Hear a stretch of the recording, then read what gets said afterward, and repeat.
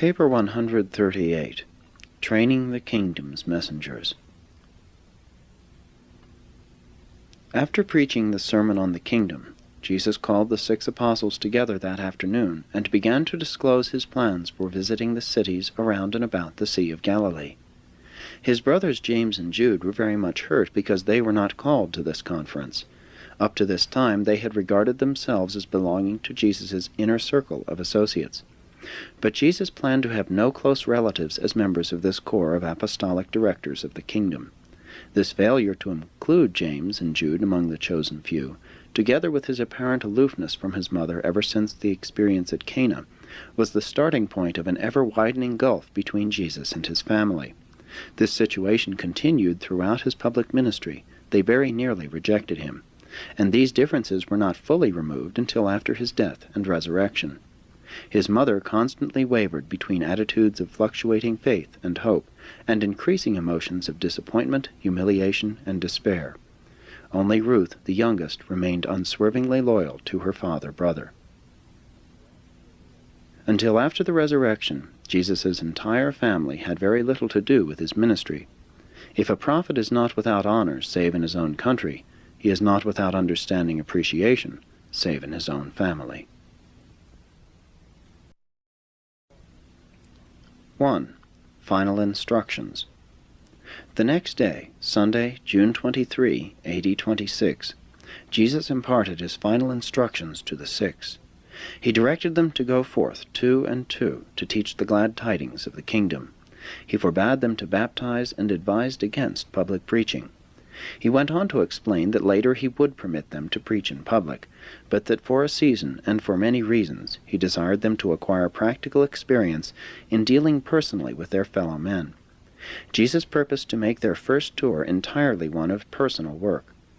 Although this announcement was something of a disappointment to the apostles, still they saw, at least in part, Jesus' reason for thus beginning the proclamation of the kingdom, and they started out in good heart and with confident enthusiasm.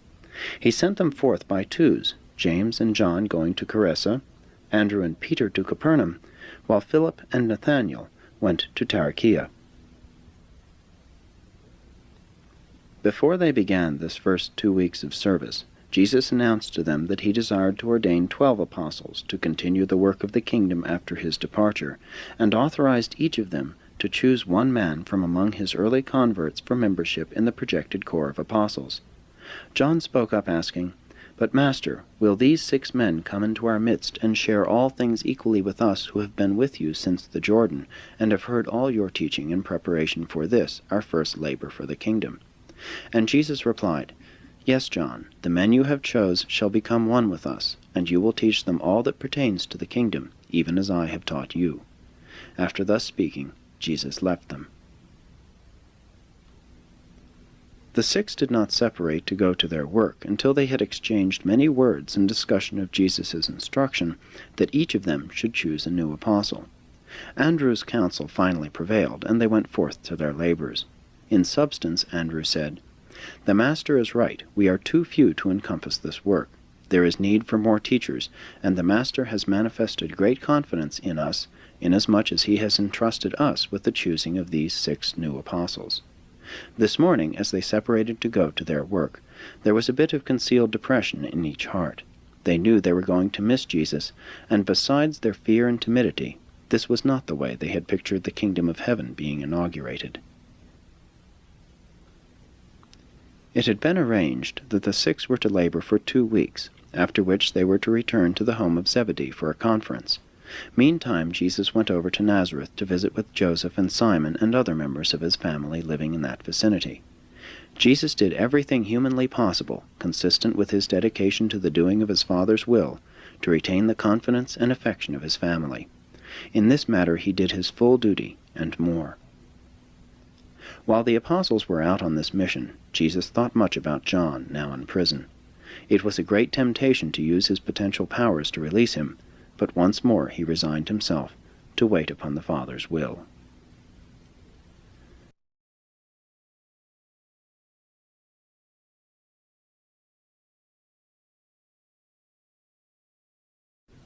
Two, choosing the 6. This first missionary tour of the 6 was eminently successful. They all discovered the great value of direct and personal contact with men. They returned to Jesus more fully realizing that, after all, religion is purely and wholly a matter of personal experience. They began to sense how hungry were the common people to hear words of religious comfort and spiritual good cheer. When they assembled about Jesus, they all wanted to talk at once, but Andrew assumed charge, and as he called upon them one by one, they made their formal reports to the Master and presented their nominations for the 6 new apostles. Jesus, after each man had presented his selection for the new apostleships, asked all the others to vote upon the nomination. Thus all 6 of the new apostles were formally accepted by all of the older 6. Then Jesus announced that they would all visit these candidates and give them the call to service. The newly selected apostles were 1. Matthew Levi, the customs collector of Capernaum, who had his office just to the east of the city, near the borders of Bithynia.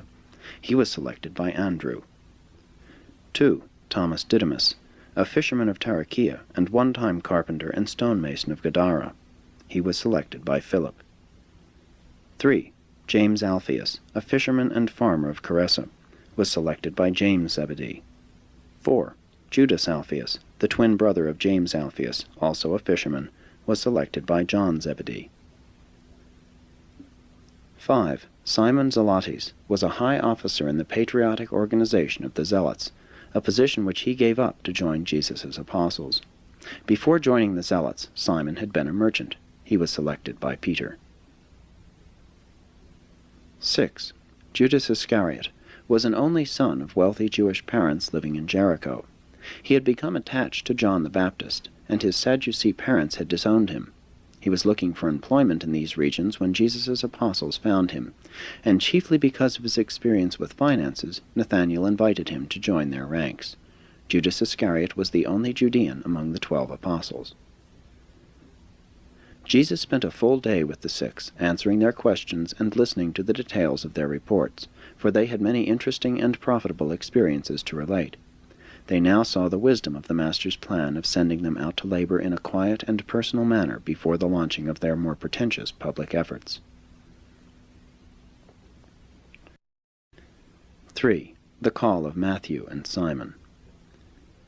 The next day Jesus and the 6 went to call upon Matthew the customs collector. Matthew was awaiting them, having balanced his books and made ready to turn the affairs of his office over to his brother. As they approached the toll house, Andrew stepped forward with Jesus, who, looking into Matthew's face, said, "Follow me." And he arose and went to his house with Jesus and the apostles. Matthew told Jesus of the banquet he had arranged for that evening, at least that he wished to give such a dinner to his family and friends if Jesus would approve and consent to be the guest of honor, and Jesus nodded his consent. Peter then took Matthew aside and explained that he had invited one Simon to join the apostles, and secured his consent that Simon be also bidden to this feast.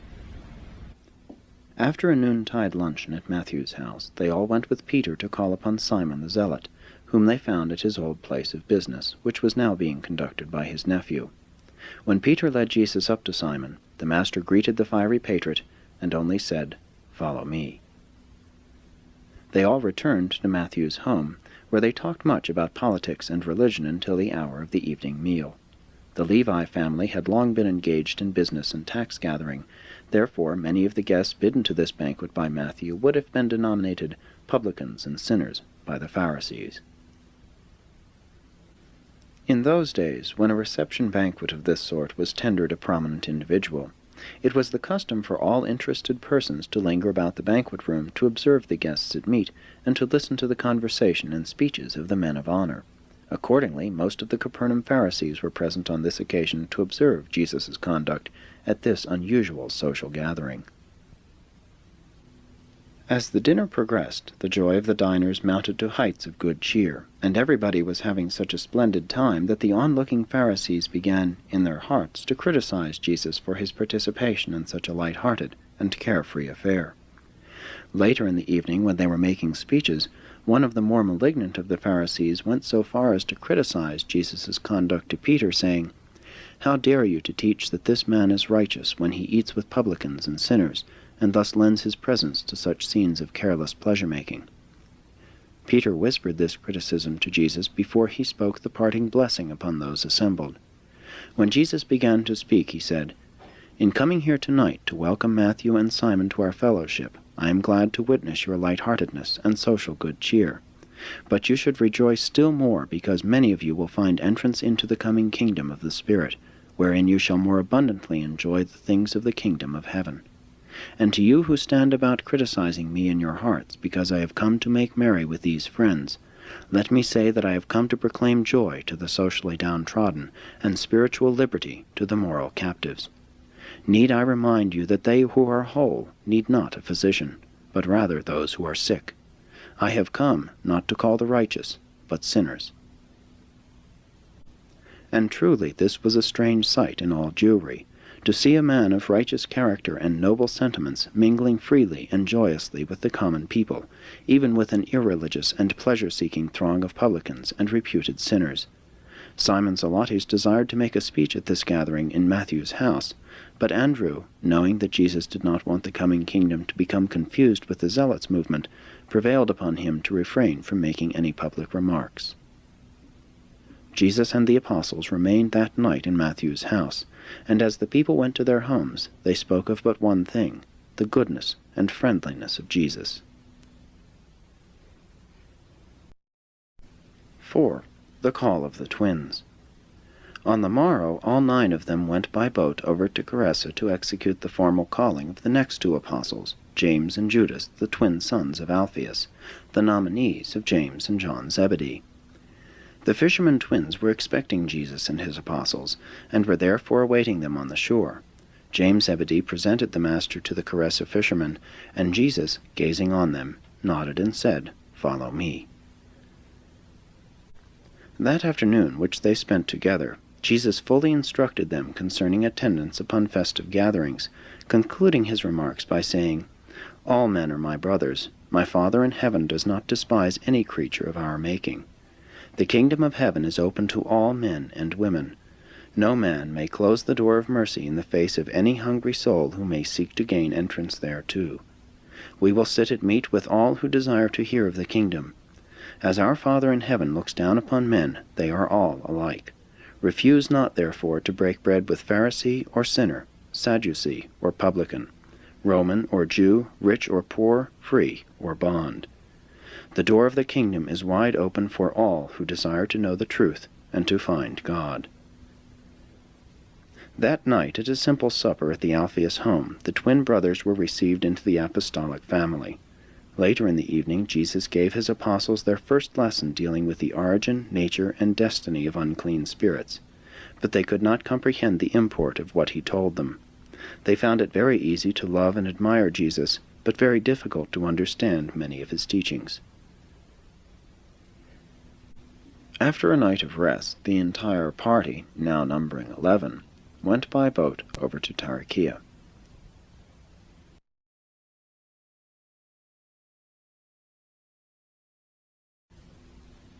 "5. The Call of Thomas and Judas. Thomas the fisherman and Judas the wanderer met Jesus and the apostles at the fisher-boat landing at Tarichea, and Thomas led the party to his nearby home. Philip now presented Thomas as his nominee for apostleship, and Nathanael presented Judas Iscariot the Judean for similar honors. Jesus looked upon Thomas and said, "Thomas, you lack faith. Nevertheless, I receive you. Follow me." To Judas Iscariot the Master said, "Judas, we are all of one flesh, and as I receive you into our midst, I pray that you will always be loyal to your Galilean brethren. Follow me." When they had refreshed themselves, Jesus took the 12 apart for a season to pray with them, and to instruct them in the nature and work of the Holy Spirit. But again did they largely fail to comprehend the meaning of those wonderful truths which he endeavored to teach them. One would grasp one point, and one would comprehend another, but none of them could encompass the whole of his teaching.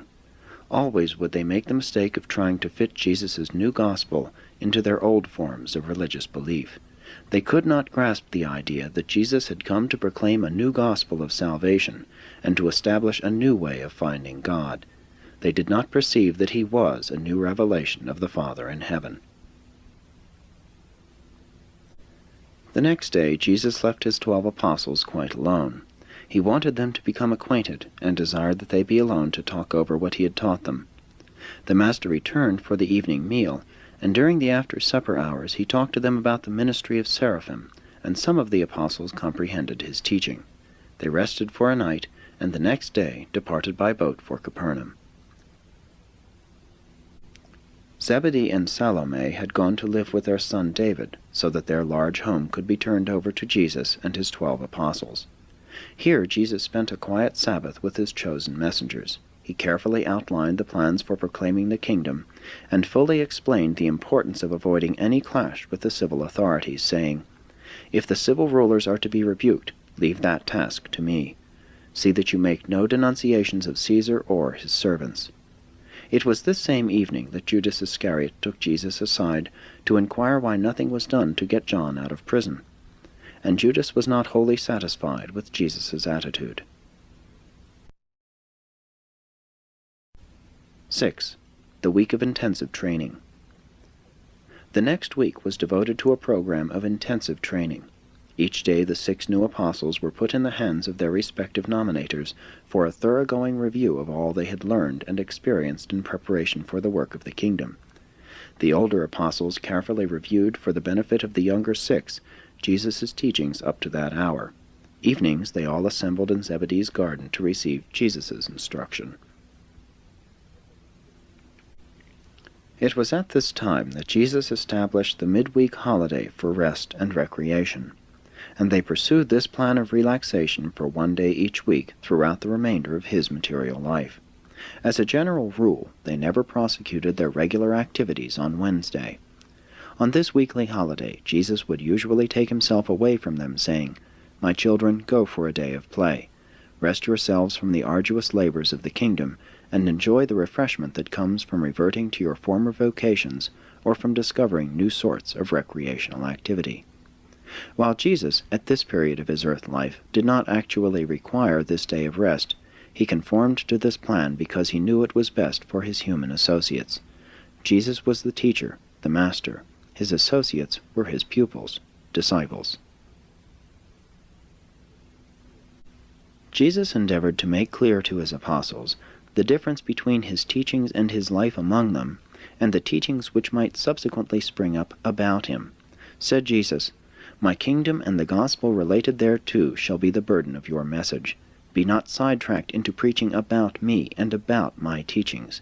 Proclaim the gospel of the kingdom and portray my revelation of the Father in heaven, but do not be misled into the bypaths of creating legends and building up a cult having to do with beliefs and teachings about my beliefs and teachings." But again they did not understand why he thus spoke, and no man dared to ask why he so taught them. In these early teachings, Jesus sought to avoid controversies with his apostles as far as possible, excepting those involving wrong concepts of his Father in heaven. In all such matters he never hesitated to correct erroneous beliefs. There was just one motive in Jesus' post-baptismal life on Urantia, and that was a better and truer revelation of his Paradise Father. He was the pioneer of the new and better way to God, the way of faith and love. Ever his exhortation to the apostles was, "Go seek for the sinners, find the downhearted, and comfort the anxious." Jesus had a perfect grasp of the situation. He possessed unlimited power, which might have been utilized in the furtherance of his mission, but he was wholly content with means and personalities which most people would have regarded as inadequate and would have looked upon as insignificant. He was engaged in a mission of enormous dramatic possibilities, but he insisted on going about his Father's business in the most quiet and undramatic manner. He studiously avoided all display of power, and he now planned to work quietly, at least for several months, with his 12 apostles around about the Sea of Galilee. 7. Another disappointment. Jesus had planned for a quiet missionary campaign of 5 months' personal work. He did not tell the apostles how long this was to last. They worked from week to week. And early on this first day of the week, just as he was about to announce this to his 12 apostles, Simon Peter, James Zebedee, and Judas Iscariot came to have private converse with him. Taking Jesus aside, Peter made bold to say, "Master, we come at the behest of our associates to inquire whether the time is not now ripe to enter into the kingdom. And will you proclaim the kingdom at Capernaum, or are we to move on to Jerusalem? And when shall we learn, each of us, the positions we are to occupy with you in the establishment of the kingdom?" And Peter would have gone on asking further questions, but Jesus raised an admonitory hand and stopped him. And beckoning the other apostles standing nearby to join them, Jesus said, "My little children, how long shall I bear with you? Have I not made it plain to you that my kingdom is not of this world? I have told you many times that I have not come to sit on David's throne. And now how is it that you are inquiring which place each of you will occupy in the Father's kingdom? Can you not perceive that I have called you as ambassadors of a spiritual kingdom? Do you not understand that soon, very soon, you are to represent me in the world and in the proclamation of the kingdom, even as I now represent my Father who is in heaven? Can it be that I have chosen you and instructed you as messengers of the kingdom, and yet you do not comprehend the nature and significance of this coming kingdom of divine preeminence in the hearts of men? My friends, hear me once more. Banish from your minds this idea that my kingdom is a rule of power or a reign of glory. Indeed, all power in heaven and on earth will presently be given into my hands. But it is not the Father's will that we use this divine endowment to glorify ourselves during this age. In another age you shall sit with me in power and glory, but it behooves us now to submit to the will of the Father, and to go forth in humble obedience to execute his bidding on earth." Once more were his associates shocked, stunned. Jesus sent them away two and two to pray, asking them to return to him at noontime. On this crucial forenoon they each sought to find God, and each endeavored to cheer and strengthen the other, and they returned to Jesus as he had bidden them. Jesus now recounted for them the coming of John, the baptism in the Jordan, the marriage feast at Cana, the recent choosing of the 6, and the withdrawal from them of his own brothers in the flesh, and warned them that the enemy of the kingdom would seek also to draw them away. After this short but earnest talk, the apostles all arose under Peter's leadership to declare their undying devotion to their Master, and to pledge their unswerving loyalty to the kingdom, as Thomas expressed it, to this coming kingdom, no matter what it is, and even if I do not fully understand it. They all truly believed in Jesus, even though they did not fully comprehend his teaching. Jesus now asked them how much money they had among them. He also inquired as to what provision had been made for their families. When it developed that they had hardly sufficient funds to maintain themselves for 2 weeks, he said, "It is not the will of my Father that we begin our work in this way. We will remain here by the sea 2 weeks and fish or do whatever our hands find to do. And in the meantime, under the guidance of Andrew, the first chosen apostle, you shall so organize yourselves as to provide for everything needful in your future work, both for the present personal ministry, and also when I shall subsequently ordain you to preach the gospel and instruct believers." They were all greatly cheered by these words. This was their first clear-cut and positive intimation that Jesus designed later on to enter upon more aggressive and pretentious public efforts. The apostles spent the remainder of the day perfecting their organization and completing arrangements for boats and nets for embarking on the morrow's fishing, as they had all decided to devote themselves to fishing. Most of them had been fishermen. Even Jesus was an experienced boatman and fisherman. Many of the boats which they used the next few years had been built by Jesus' own hands, and they were good and trustworthy boats. Jesus enjoined them to devote themselves to fishing for 2 weeks, adding, "And then will you go forth to become fishers of men." They fished in 3 groups, Jesus going out with a different group each night. And they all so much enjoyed Jesus. He was a good fisherman, a cheerful companion, and an inspiring friend. The more they worked with him, the more they loved him.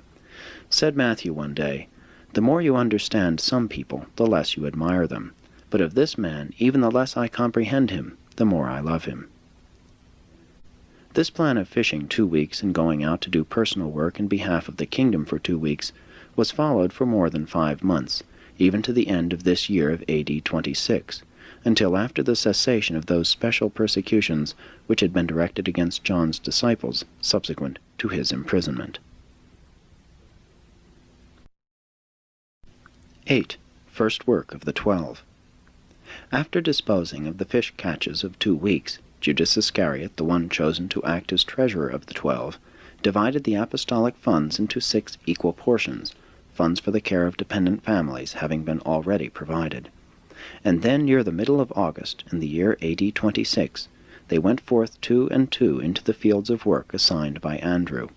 The first 2 weeks Jesus went out with Andrew and Peter, the second 2 weeks with James and John, and so on with the other apostles in the order of their choosing. In this way he was able to go out at least once with each couple before he called them together for the beginning of their public ministry. Jesus taught them to preach the forgiveness of sin through faith in God, without penance or sacrifice, and that the Father in heaven loves all his children with the same eternal love.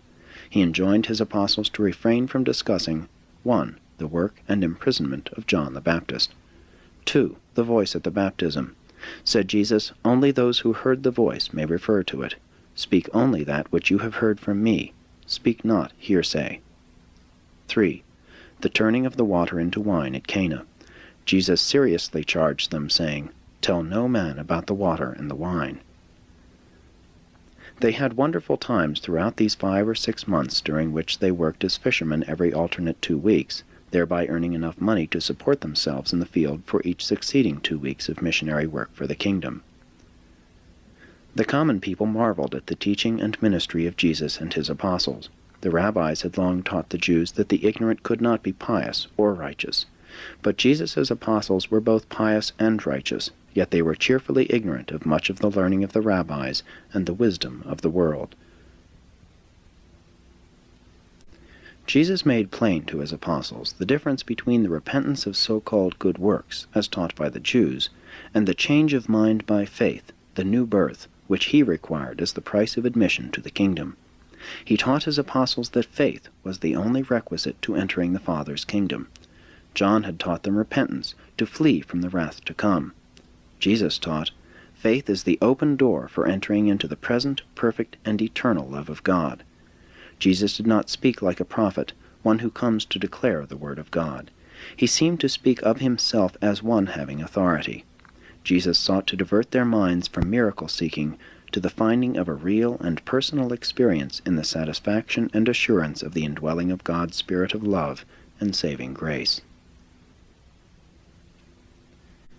The disciples early learned that the Master had a profound respect and sympathetic regard for every human being he met, and they were tremendously impressed by this uniform and unvarying consideration which he so consistently gave to all sorts of men, women, and children. He would pause in the midst of a profound discourse, that he might go out in the road to speak good cheer to a passing woman laden with her burden of body and soul. He would interrupt a serious conference with his apostles to fraternize with an intruding child. Nothing ever seemed so important to Jesus as the individual human who chanced to be in his immediate presence. He was master and teacher, but he was more. He was also a friend and neighbor, an understanding comrade. Though Jesus' public teaching mainly consisted in parables and short discourses, he invariably taught his apostles by questions and answers. He would always pause to answer sincere questions during his later public discourses. The apostles were at first shocked by, but early became accustomed to, Jesus' treatment of women. He made it very clear to them that women were to be accorded equal rights with men in the kingdom.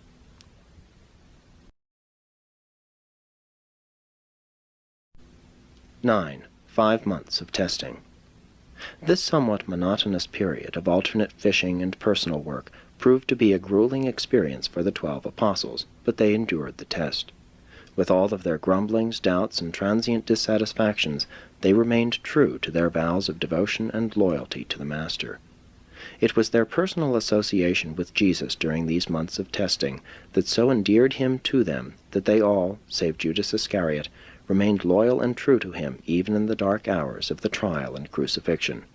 Real men simply could not actually desert a revered teacher who had lived so close to them and had been so devoted to them as had Jesus. Through the dark hours of the Master's death, in the hearts of these apostles all reason, judgment, and logic were set aside in deference to just one extraordinary human emotion, the supreme sentiment of friendship loyalty.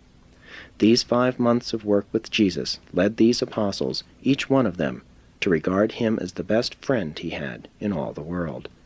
And it was this human sentiment, not his superb teachings or marvelous doings, that held them together until after the resurrection and the renewal of the proclamation of the gospel of the kingdom.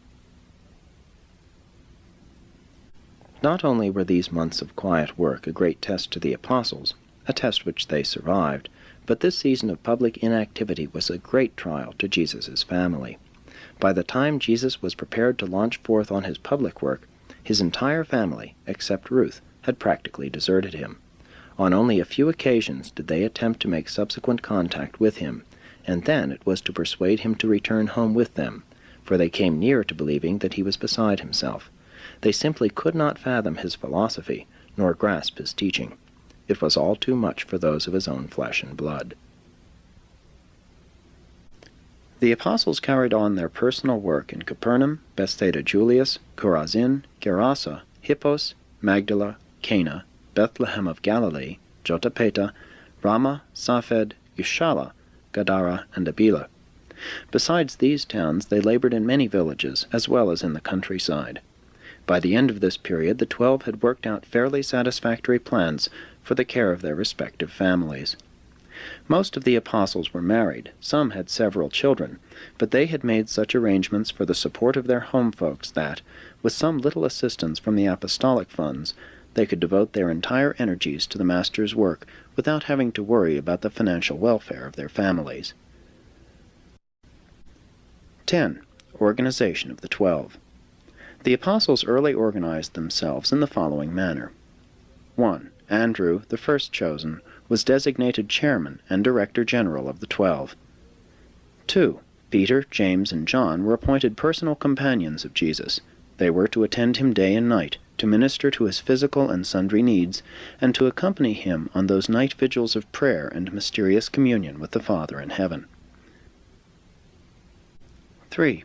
Philip was made steward of the group. It was his duty to provide food and to see that visitors, and even the multitude of listeners at times, had something to eat. 4. Nathanael watched over the needs of the families of the 12.